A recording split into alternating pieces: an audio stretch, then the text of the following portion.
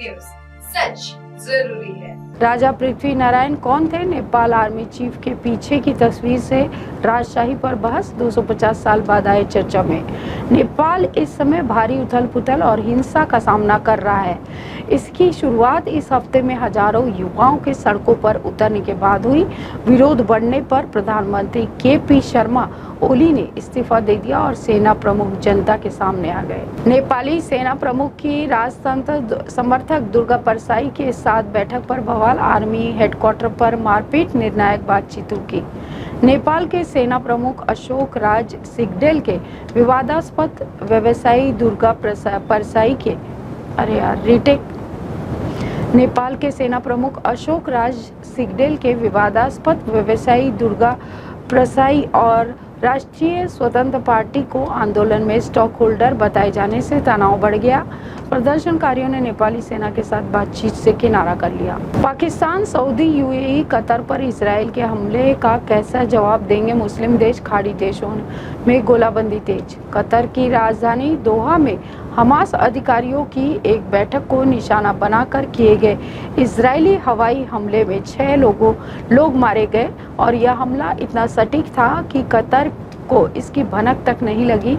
इस हमले में 6 लोगों की मौत हुई और इसमें एक कतरी सुरक्षा कर्मी भी शामिल था।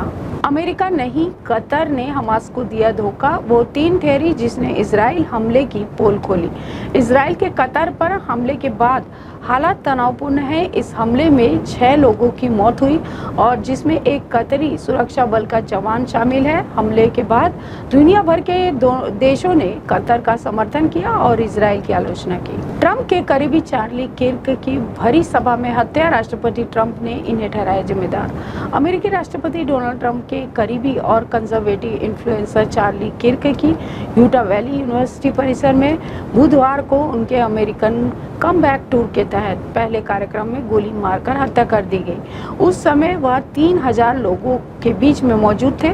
लोगों ने केवल एक गोली चलने की आवाज सुनी जो सीधे किर्क के गले में लगी और वो ढेर हो गए। ट्रंप की नीतियों ने कर दिया बंटाधार। यूएस में टमाटर से लेकर रोजमर्रा का सामान महंगा। बेरोजगारी ने तोड़ा 4 साल का रिकॉर्ड। अमेरिका में अगस्त में उपभोक्ता मूल्य सूचकांक 2.9% तक पहुंच गया, जो जनवरी के बाद सबसे ऊंचा स्तर है। जुलाई में यह दर 2.7% थी।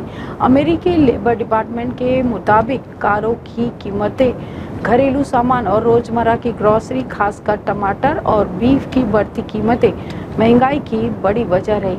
मासिक आधार पर अगस्त में सीपीआई 0.4% बढ़ा, जबकि जुलाई में यह 0.2% था। ट्रंप के सहयोगी नवारो ने पीएम मोदी के बीच खटास पैदा करने की कोशिश की। पूर्व अमेरिकी नासा का बड़ा दावा। अमेरिकी राष्ट्रपति डोनाल्ड ट्रंप के व्यापार सलाहकार पीटर नवारो लगातार भारत के खिलाफ बयानबाजी कर रहे हैं और कुछ विशेषज्ञों का मानना है कि भारत और अमेरिका के बीच तनाव की वजह भी नवारो ही है।